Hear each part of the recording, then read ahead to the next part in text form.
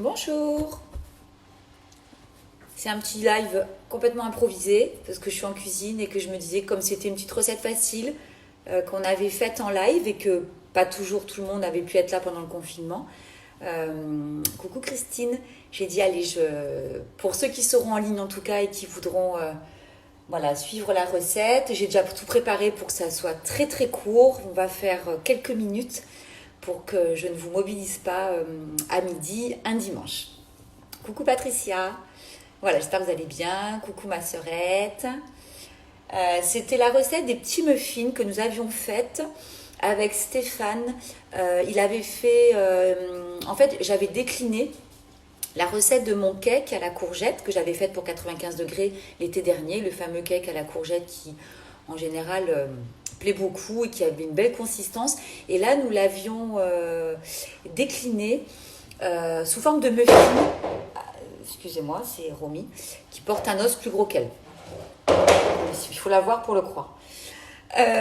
Et donc, on l'avait décliné en forme de muffin avec une cuisson en seulement 12 minutes au vitaliseur. Donc, c'est parfait quand vous allez passer à table.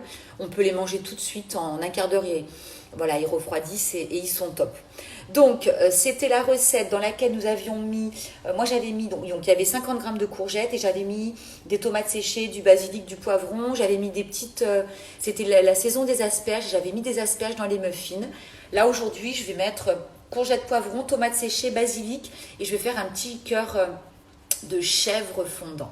Voilà. Alors, pour ceux qui sont là et qui veulent noter les ingrédients, sachant que la recette, elle est déjà sur mon feed, vous pourrez la retrouver. C'était la recette des petits muffins salés, petits pois, tomates séchées et chèvre. Donc, c'était 150 g de farine de riz complet ou demi-complet. Là, aujourd'hui, j'ai mis que 50 g de farine de riz complet pour baisser l'index glycémique de la recette. Et j'ai mis 100 g de farine de sorgho. Ensuite, j'ai mis 30 g de fécule arrowroot. Vous pouvez mettre de la fécule de maïs, de la fécule de pommes de terre. Rappelez-vous que les fécules, elles sont importantes quand on fait des recettes sans gluten et elles permettent d'alléger les préparations et de les rendre aussi un petit peu plus volumineuses et mieux liées. Ensuite, il y a une cuillère à café de bicarbonate, toujours pour remplacer la levure, qu'on va associer avec du vinaigre de cidre, mais vous pouvez aussi mettre autre chose. Vous pouvez mettre du kombucha, vous pouvez mettre du kéfir, vous pouvez mettre du jus de légumes lacto-fermenté. Tout ce qui est fermenté va permettre de faire activer et d'avoir un effet booster pour votre bicarbonate de soude alimentaire. Ensuite, c'est pas une recette qui est végane puisque dans celle-ci, il y a 3 œufs. Voilà. Il y a du lait végétal. Moi, j'ai mis 10 centilitres de lait d'amande. Vous mettez là aussi le lait que vous souhaitez. Vous pouvez mettre du lait de soja. Vous pouvez mettre du lait d'avoine. Mettez le lait végétal que vous voulez. Faites-le si vous pouvez. C'est très rapide. Vous pouvez même faire du lait de riz en mixant du riz avec de l'eau. Vous obtenez du lait de riz. Donc, ça revient en plus moins cher. Et c'est nettement meilleur. Parce que dedans, il n'y a pas de conservateur, il n'y a pas tout ce qu'on peut retrouver dans les bouteilles de lait végétaux qu'on achète en grande surface, qui sont souvent pleines de conservateurs, très enrichis en eau. Voilà, donc c'est mieux si vous arrivez à le faire, c'est très simple. Ensuite, il y a, là j'ai mis que 4 centilitres d'huile au lieu de 5, et j'ai pris mon mélange d'huile riche en oméga 3 de chez Vigan que j'aime beaucoup, dans lequel on retrouve de l'huile de cameline, de lin et de colza. Voilà, pensez aux oméga 3 quand vous faites des recettes. Là, on est sur une recette au vitaliseur qui va cuire doucement, donc c'est pas très gênant si elle est chauffée. Ensuite, je vais mettre donc du basilic. J'ai mis une tomate séchée qui était dans l'huile. J'ai mis une lamelle de 10 cm et de 2-3 cm de large de poivron. Il n'y en a pas énormément. Et 50 g de courgettes râpées. Que je vais essorer d'ailleurs entre mes mains pour éviter qu'il y ait trop d'eau qui soit dans ma préparation à la cuisson. Je vais mettre donc du chèvre. Et au niveau des épices, j'ai choisi de mettre, vous savez, ces petits carrés là, les petits carrés futés que je vous avais déjà présentés, que j'aime bien, que j'avais eu l'année dernière. Là, j'ai reçu donc tomates, thym, céleri. Ça se présente sous le conditionnement comme une plaquette de chocolat. C'est très original. Et vous râpez ça, vous prenez donc un petit carreau et moi je le râpe avec ma râpe directement au-dessus de mes ingrédients secs. Vous voyez, je les ai râpés ici, c'est ce que vous voyez qui est là. Ça, c'est super. C'est un produit qui est très très sain, sans additifs, Il n'y a pas de sel, il n'y a pas de colorant, il n'y a pas de conservateur, il n'y a aucun exhausteur de goût, aucun arôme. C'est du 100% bio. Vous pouvez le faire fondre, le râper, le mettre dans vos veloutés, dans vos gazpacho, dans vos cakes, sur vos salades, dans tout ce que vous voulez. Il y a différents parfums. Il y a poireau.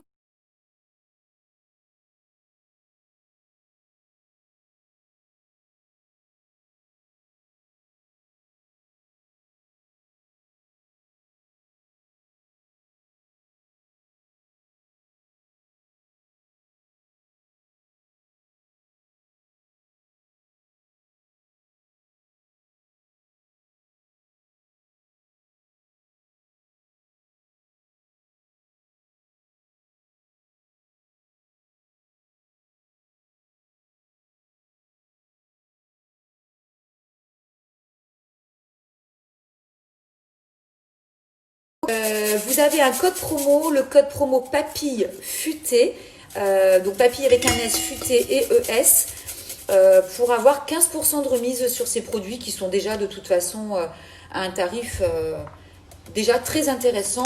Il faut aller sur Carré Futé sur Instagram pour retrouver leur compte. Voilà, donc avant de me connecter, j'ai déjà préparé mes deux bols. Donc toujours pareil, on fait toujours pareil quand on fait des préparations avec des cakes, avec voilà, vous savez, des gâteaux, que ce soit salé, sucré, que ce soit pour le pain. Donc j'ai mélangé mes ingrédients secs, c'est-à-dire mes farines, ma fécule, mon bicarbonate, mon sel, mon poivre et mes épices. Donc je mélange tout ça. Dans un bol ici, j'ai cassé mes 3 œufs entiers, j'ai mis 4 centilitres donc d'huile végétale riche en oméga de chez Vigan. J'ai ajouté 10 centilitres de lait végétal, j'ai pris du lait d'amande. Et donc maintenant, je vais rajouter une cuillère de vinaigre de cidre. Alors, je ne sais plus si c'est café ou à soupe. Je vais mettre à soupe, je crois que c'est à soupe.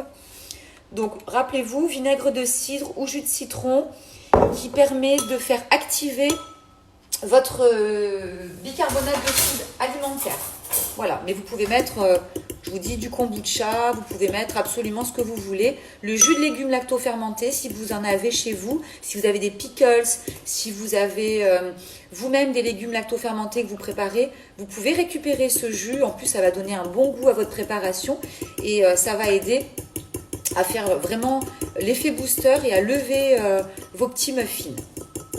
Alors voilà, je mélange mes œufs que j'ai pas battus avant.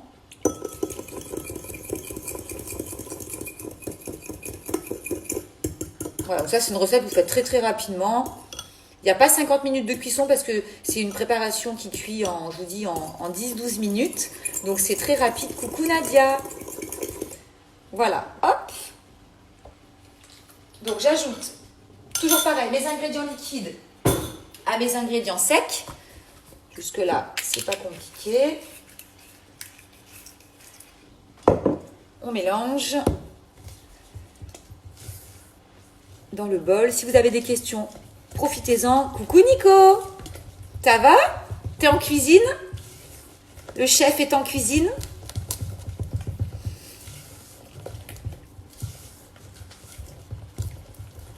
Alors, on mélange bien ces ingrédients. Selon les farines, je vous rappelle qu'il vaut mieux tamiser les farines, surtout quand il s'agit, alors là c'est pas le cas dans cette recette, mais surtout quand vous avez des farines comme la farine de souchet, mais aussi la farine de pois chiche, surtout de châtaigne. Pensez à tamiser vos farines parce qu'elles vont de toute façon déjà beaucoup mieux s'agglomérer les unes aux autres avec les ingrédients liquides et éviter que vous ayez des petits grumeaux qui ne sont pas super agréables sous la dent. Donc voilà, pensez à tamiser vos farines si vous pouvez, ce n'est que mieux. C'est une recette dans laquelle on aurait pu intégrer également du levain, voilà, puisque vous savez que maintenant moi je fais beaucoup de mes préparations avec le levain naturel. Là je ne l'ai pas rafraîchi ce matin, donc bon voilà, je vais plutôt m'en servir pour faire des petits pancakes et des petits blinis que je mettrai au congélateur pour avoir toujours mes petits blinis prêts au congèle. Et pouvoir les passer au grille-pain ou les dégeler naturellement. Donc voilà, donc là, pas de levain dans cette recette, mais on peut. Alors là, je vais ciseler des feuilles de basilic. Voilà, parce que moi, en Provence, le basilic, je dirais presque, c'est presque toute l'année Voilà, ça. Allez-y sur les herbes fraîches, hein, mettez un maximum d'herbes fraîches. C'est vraiment ce qui va apporter beaucoup de saveur à vos préparations. Donc moi j'ai toujours la main très lourde sur les herbes, mais vous pouvez mettre toute autre chose. Hein. Là on a de la courgette, donc vous pouvez mettre de la menthe. Coucou Cécile. Vous pouvez mettre de la menthe qui se marie très bien avec la courgette et avec le chèvre. Mais vous pouvez mettre également du persil, de la coriandre si vous l'aimez. Voilà, mettez ce que vous aimez. Hein. Si vous aimez l'aneth, selon ce que vous mettez dedans, mettez toutes les herbes que vous aimez. Voilà, et si vous n'en avez pas des fraîches, ben écoutez, vous pouvez toujours en avoir un peu au congélateur. Il vaut mieux, c'est pas des mauvais produits que d'avoir des herbes au congélateur et ça dépanne bien. Donc voilà, là j'ai mis mon basilic qui est grossièrement ciselé. Et maintenant je vais mettre donc ma courgette. Ops, je reviens, je ne l'ai pas essorée. Il vaut mieux l'essorer entre les mains, la courgette, hein, toujours. Même si c'est une petite quantité, ça vous permettra d'avoir moins d'eau, hein, puisque la courgette c'est 90% d'eau, hein, n'oubliez pas. Donc même le peu que vous allez enlever, c'est toujours bien. Alors voilà, donc ma courgette, mon poivron, ma petite tomate séchée. Voilà, pas trop de tomates séchées parce que ça prend beaucoup le dessus dans les préparations.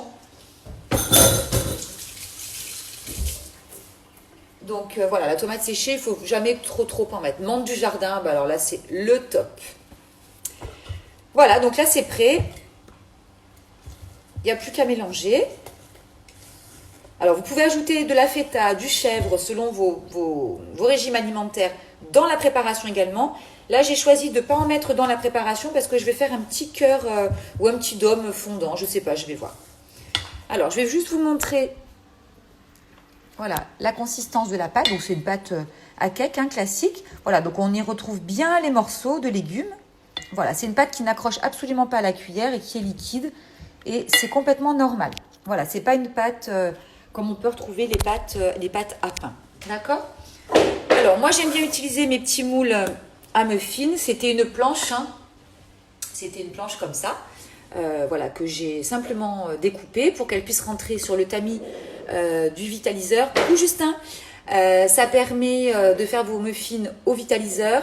Vous découpez les coins, pourquoi? Pour pas que ça touche les côtés du vitaliseur. Hein. Je vous rappelle pour les gens qui viennent simplement de recevoir le leur et qui ne l'ont pas encore vraiment pris en main, c'est très important de ne pas récupérer l'eau de condensation sur votre tamis dans vos ingrédients.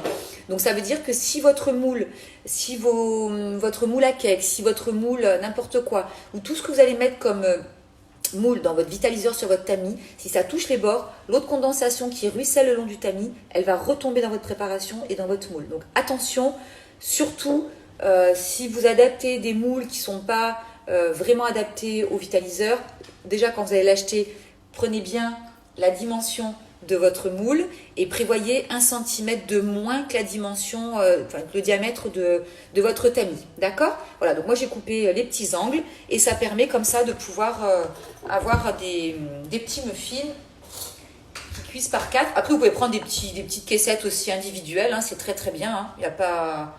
Vous prenez ce que vous avez. Le papier, attention si c'est trop fin parce que rappelez-vous qu'il y a de la vapeur quand même, donc elle risque de s'affaisser. Donc attention si vous mettez des petites caissettes en papier ou en carton, ou alors vous les doublez. Si vous les doublez, c'est pas gênant. Alors, hop, voilà, comme ça vous y voyez bien. Voilà, ensuite je vais mettre comme ça vous y verrez encore mieux. Donc on remplit pas trop, on pense que ça va lever, hein, il y a quand même des œufs dedans. Donc voilà, on remplit un tout petit peu plus de la moitié, c'est pas mal. Voilà, vous auriez pu ajouter des graines dedans. Hein, vous mettez, là après, vous mettez ce que vous voulez.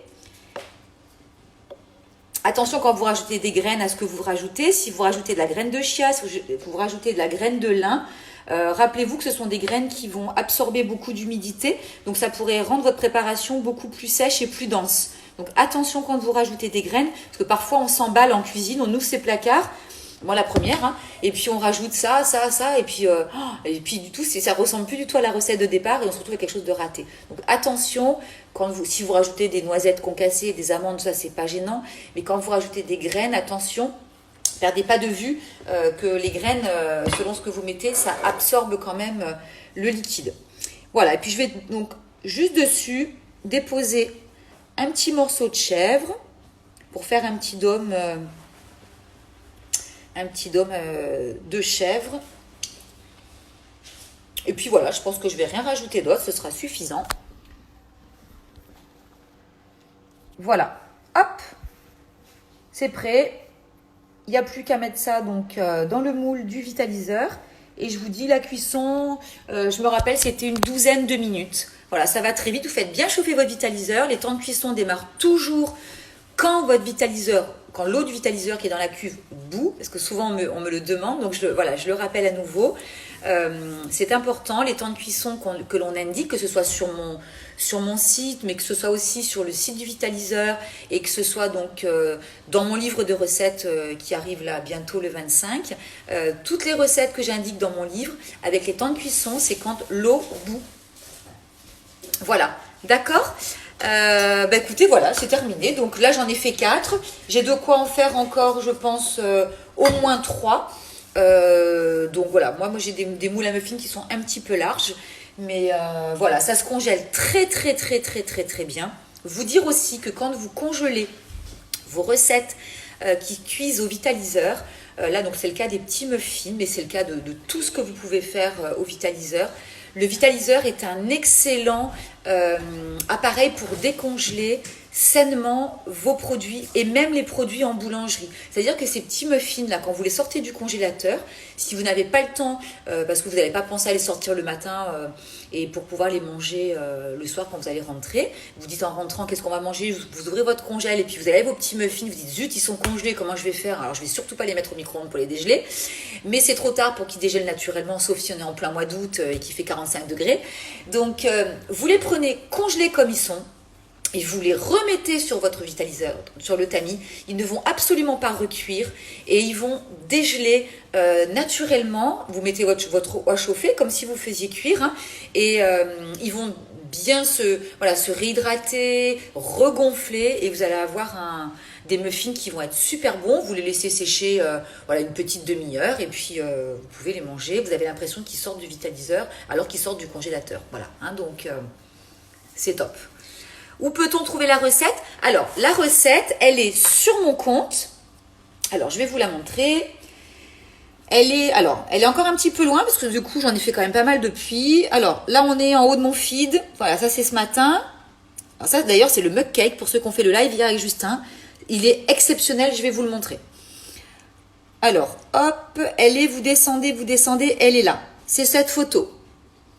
D'accord? Donc, moi, par rapport à cette recette, rappelez-vous, aujourd'hui, j'ai mis de la farine de sorgho. C'est-à-dire que sur les 150 grammes de farine qui sont préconisées dans la recette qui est sur mon feed, il y avait 150 grammes de farine de riz.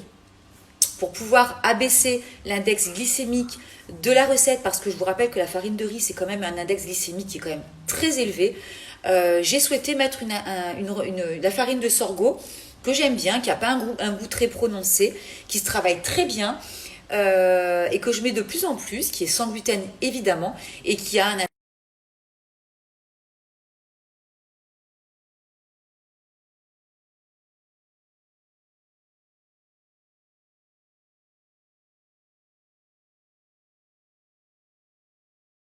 réalisé avec de la farine de riz et des fécules.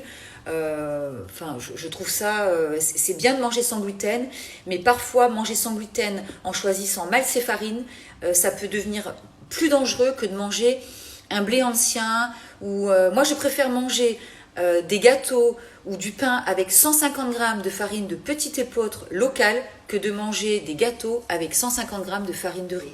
L'index glycémique, il n'a rien à voir et vous allez vous faire plus de mal en mangeant des recettes avec un index glycémique qui est élevé parce que ça vous dope complètement la glycémie, donc vous prenez des pics de glycémie, ça fait grossir, enfin franchement c'est pas l'idéal.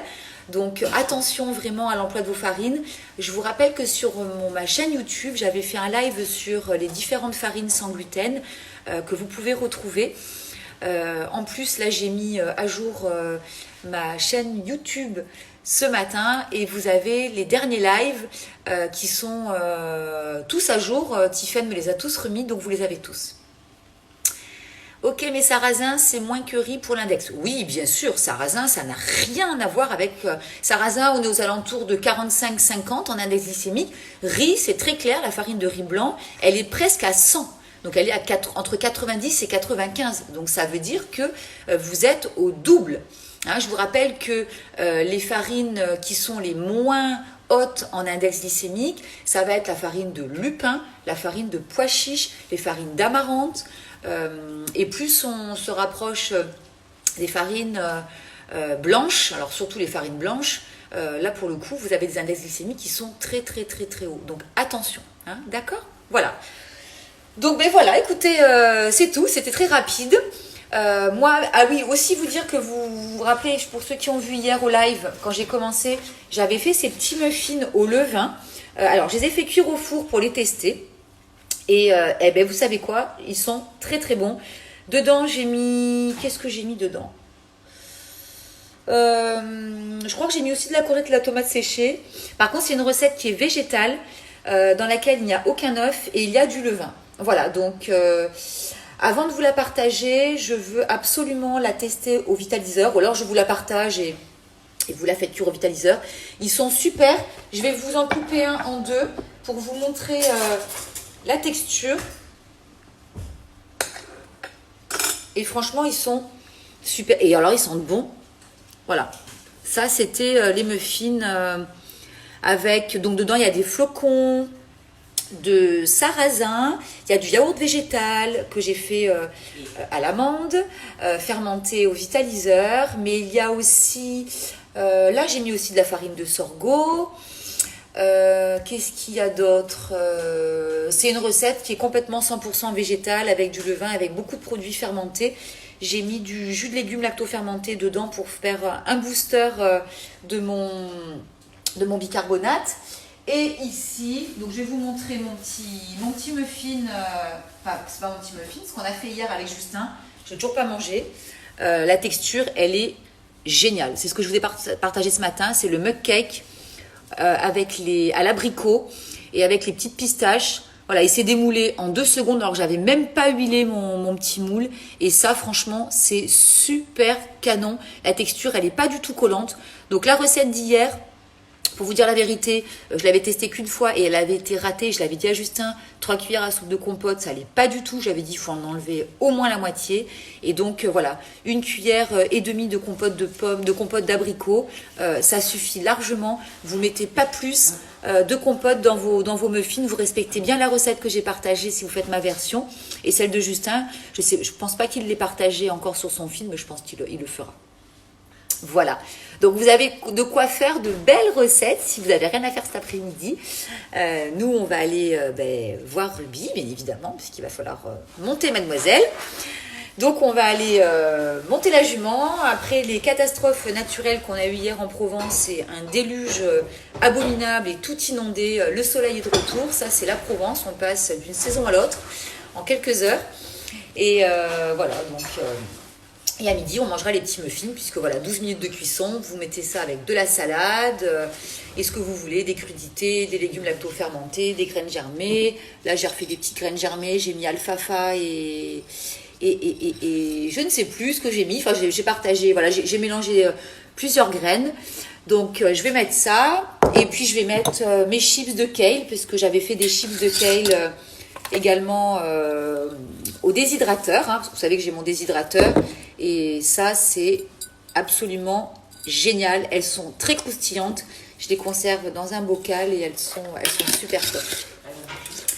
Voilà, bonne reprise avec la jument. Je te le dis, Pierre, on te souhaite une bonne reprise avec ta jument. Voilà, ça va être détente parce qu'après hier, On était sous les éclairs et sous la foudre. Elle n'était pas complètement rassurée et moi encore moins. Donc aujourd'hui, voilà, on est sous le soleil et ça va être une reprise tranquillou. Voilà, je vous souhaite un beau week-end. On se retrouvera mercredi à 19h. Voilà, j'ai volontairement reculé les heures de live pour qu'il y ait plus de gens qui puissent s'y connecter. Donc on fera la recette des petites boulettes végétales à la patate douce qui sont juste excellentissimes, que je ne pouvais pas garder pour moi. Donc on va faire cette recette de boulettes. Et puis on aura un live donc avec The Belly Brain sur l'alimentation hypotoxique et saine et antidouleur. Ce sera jeudi soir. Et le week-end prochain, je pense que je serai avec Shira. On va voir toutes les deux quelle recette on va vous partager.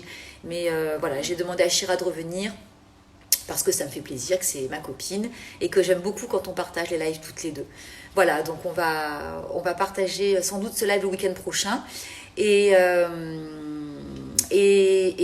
ben voilà, c'est déjà pas mal pour la semaine prochaine. Voilà.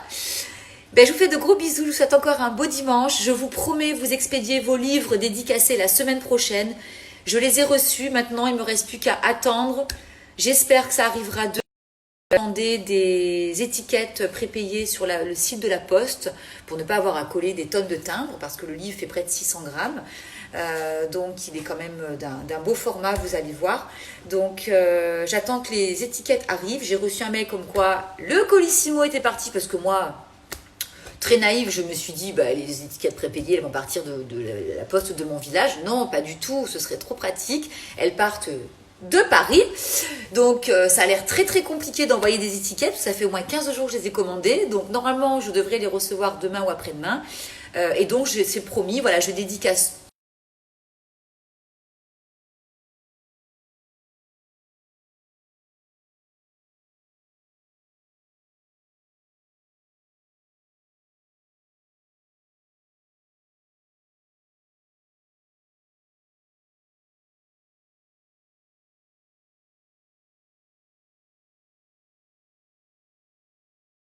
jeudi soir. Voilà, si vous avez des questions sur quoi que ce soit, des codes à me demander, vous me faites un petit message.